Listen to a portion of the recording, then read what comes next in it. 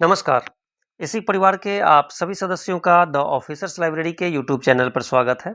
हम यहाँ देख रहे हैं अभी ईएसआई एक्ट को। ईएसआई एक्ट के चैप्टर 1 से लेकर 6 तक हम देख चुके हैं। आज हम देखेंगे चैप्टर 7 के प्रावधानों को। ईएसआई एक्ट अपने चैप्टर 7 में पेनल्टीज की बात करता है। पेनल्टीज क्या होते हैं, किसके ऊपर लगाए जाते हैं और क्या-क्या पेनल्टीज लगाए जाते हैं, इसके बारे में देखेंगे। तो पेनल्टी किसके ऊपर लगाए जाते हैं? पेनल्टी जब किसी नियमों का उल्लंघन किया जाता है तब उनके ऊपर पेनल्टीज लगाए जाते हैं। तो चलिए स्टार्ट करते हैं। ईएसआई एक्ट किस सेक्शन के तहत क्या-क्या पनिशमेंट देती है? पहला देखते हैं सेक्शन 84। सेक्शन 84 क्या है? पनिशमेंट फॉर फॉल्स स्टेटमेंट, यानी फॉल्स स्टेटमेंट के लिए पनिशमेंट। पहला फॉल्स स्टेटमेंट और रिप्रेजेंटेशन, इन कारणों से। दूसरा गेन अनऑथराइज्ड पेमेंट्स और बेनिफिट्स। नेक्स्ट है कॉज पेमेंट्स और benefits to other where none are authorised नहीं हो। नेक्स्ट है avoid payments they are obliged to make under this act, यानी इस एक्ट के अधीन ऑब्लिग्ड है, यानी वह बाध्य है इस पेमेंट को करने के लिए, यदि वो भी अवॉइड करता है, पेमेंट नहीं करता है। तो इन सारे कंडीशन में शैल बी पनिशेबल विथ क्या क्या? पनिशमेंट एंड फाइन दोनों लगेंगे। पनिशमेंट कितने दिनों का? अप टू 6 मंथ, यानी 6 मंथ तक का पनिशमेंट हो सकता है। और फाइन नॉट एक्सीडिंग 2000, यानी मैक्सिमम 2000 तक का फाइन। इस तरह से दो तरह के पनिशमेंट का प्रावधान है। किस किस के लिए? False statement, representation, unauthorised payments या बिना अथॉरिटी के पेमेंट लेना। नेक्स्ट है कि जिस पेमेंट को करने के लिए वह ऑब्लिग्ड है, यानी बाध्य है, यदि वो भी पेमेंट अवॉइड करता है तो इस कंडीशन में जो भी पनिशमेंट होंगे वो under section 84 of ESI act होंगे। नेक्स्ट देखते हैं। नेक्स्ट है सेक्शन 85। सेक्शन 85 कहता है punishment for failure to pay contribution, यानी कंट्रीब्यूशन पेमेंट नहीं करने पर। For failing to pay contribution क्या होगा? Up to 3 years punishment, minimum 1 year। Next है 10,000 का फाइन, 10,000 रुपये। यह एग्जाम में पूछा जा चुका क्वेश्चन है कि for failing to pay contribution what will be the imprisonment and fine. Option था 1 year, 2 year, 3 year और फाइन था 5,000, 10,000, 15,000 ऐसे करके ऑप्शंस थे। यहाँ सही आंसर होगा up to 3 years imprisonment and fine up to 10,000। Next है minimum 6 month plus 5,000 fine other cases. कुछ ऐसे केसेस भी है जो कि ज़्यादा इंपॉर्टेंट नहीं है, आपके एग्जाम में यहाँ से क्वेश्चन नहीं आएंगे, मेन आपके यहाँ से क्वेश्चन पूछे जाएंगे, तो आप इसे याद रखें। नेक्स्ट है फॉर अदर वायलेशन, किसी और तरह के वायलेशन के लिए उसे up to 1 year imprisonment and fine 4,000 या बोथ, दोनों मिल सकता है। नेक्स्ट देखते हैं। नेक्स्ट है सेक्शन 85A। सेक्शन 85A कहता है इनहांस पनिशमेंट, यानी पनिशमेंट को और ज़्यादा पनिशमेंट किया जा सकता है। किसमें? इन सर्टेन केसेज, कुछ सर्टेन केसेज। कब? आफ्टर प्रीवियस कन्विक्शन, यानी यदि पहले कोई ऑलरेडी अपराध कर चुका है, यानी वह नियमों का उल्लंघन कर चुका है, दोबारा से उसी अपराध को, उसी गलती को दोबारा से रिपीट करता है, उसी ऑफेंस को दोबारा से रिपीट करता है, ऐसे कंडीशन में उसे इनहांस पनिशमेंट दिया जाएगा। क्या क्या होंगे वो? After being convicted of an offence commit the same offence again, यानी उसी ऑफेंस को दोबारा से दोहराता है। जनरल केस में क्या होगा? Imprisonment up to 2 years and fine 5,000।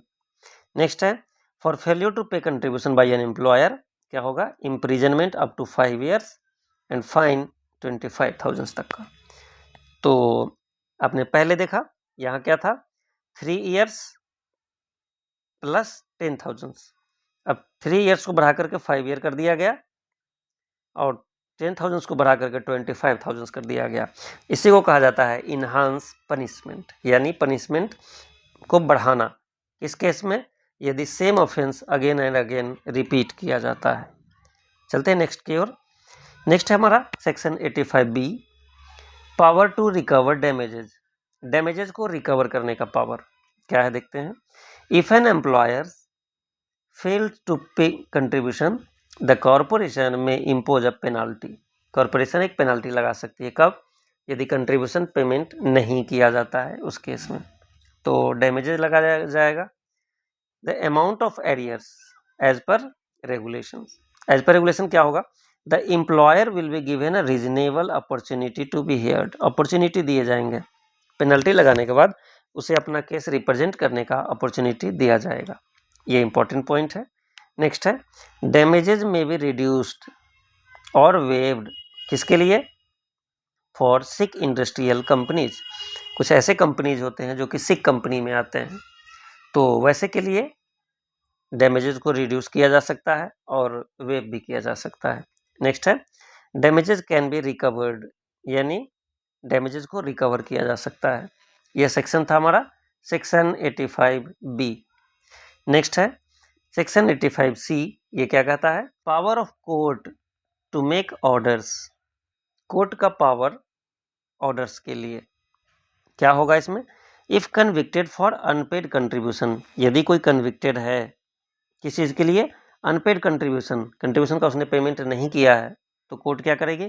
Court में ऑर्डर द एम्प्लॉयर टू, क्या करने के लिए कहेगी? सबसे पहला पे ड्यूज का पेमेंट करो विद इन अ सेट और एक्सटेंडेड पीरियड। एक टाइम लिमिट दिया जाएगा कोर्ट के द्वारा, इस टाइम लिमिट में एम्प्लॉयर को पेमेंट करने होंगे। नेक्स्ट उसे सबमिट रिक्वायर्ड रिटर्न सबमिट करने के लिए बोला जा सकता है। नेक्स्ट है failure to comply after this period. यदि उस पीरियड में भी वो पेमेंट नहीं करता है, then after further punishment under section 85B 85 under section 85 court उसे पनिशमेंट दे सकती है, fine of ₹1000 per day of delay. यानी जितना डिले किया जाएगा ₹1000 पर डे के रेट से उस पर फाइन लगाया जा सकता है। तो ये थे कोर्ट के ऑर्डर्स जो कि लगाए जाते हैं under section 85C of ESI act. Next देखते हैं।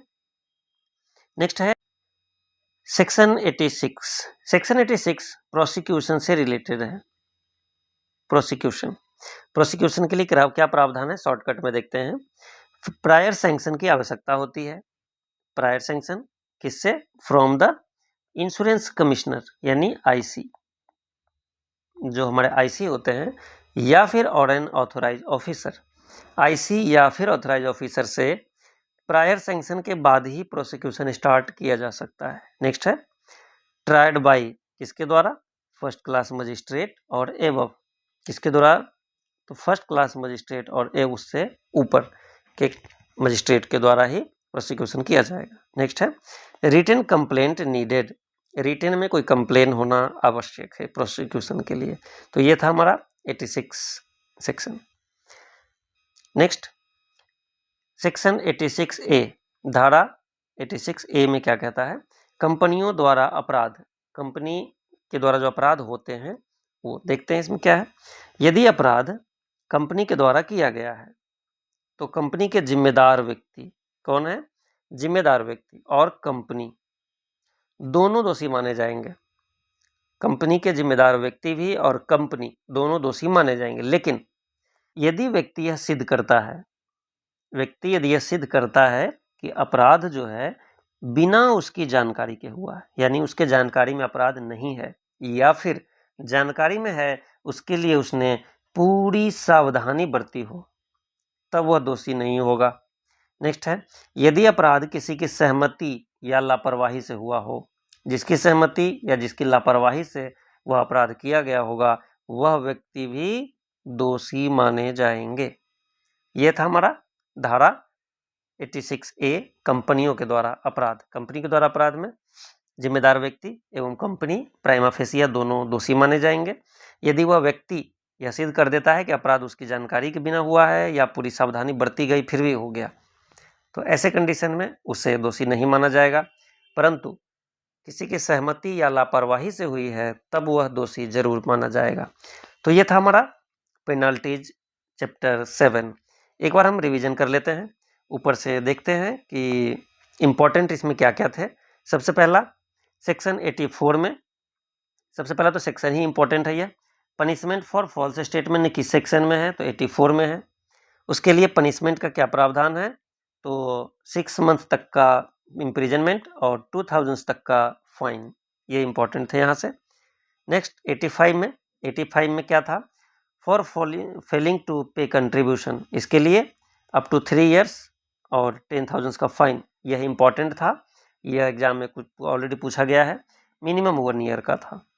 नेक्स्ट इनहांस पनिशमेंट के लिए क्या है? इनहांस पनिशमेंट के लिए जो वहाँ अप टू 3 इयर्स और 10,000 था, यहाँ बढ़ करके 5 इयर्स एंड 25,000 का पनिशमेंट हो जाता है। इस तरह ये था इनहांस पनिशमेंट। नेक्स्ट देखते हैं 85B क्या कहता है?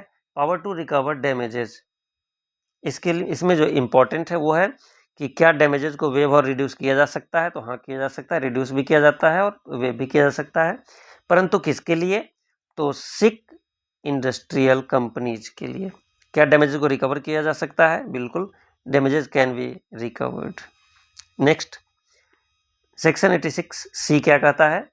Power of court to make orders, यानी कोर्ट जब ऑर्डर इशू करेगा उसमें क्या क्या कर सकता है? सबसे पहला ड्यूज पेमेंट के लिए, रिटर्न सबमिट के लिए, और नेक्स्ट फाइन लगा सकता है 1000 पर डे डिले के लिए। नेक्स्ट 86 प्रोसिक्यूशन, यह सेक्शन ही अपने आप में इंपॉर्टेंट है कि प्रोसिक्यूशन किस सेक्शन के अधीन है? तो 86 के अधीन है। किसके द्वारा होगा? तो tried by first class magistrate. किसके अप्रूवल से? प्रायर सैंक्शन की जरूरत है तो हाँ, किसकी?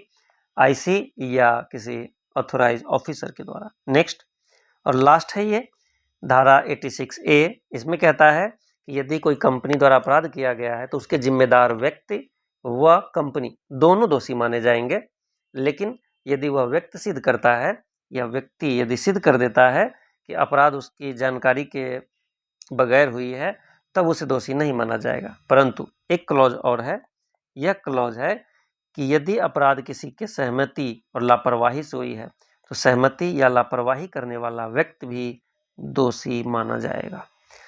तो ये था हमारा पेनल्टी से रिलेटेड चैप्टर। आज हमने कंप्लीट कर लिया पेनल्टी से रिलेटेड चैप्टर। इस तरह हमारा चैप्टर 7 भी आज कंप्लीट होता है। 1 से लेकर 7 हम लोग कंटिन्यूअस वे में कंप्लीट कर चुके हैं। फिर मिलेंगे हम आपसे नेक्स्ट वीडियो के साथ, नेक्स्ट चैप्टर लेकर के। Thank you.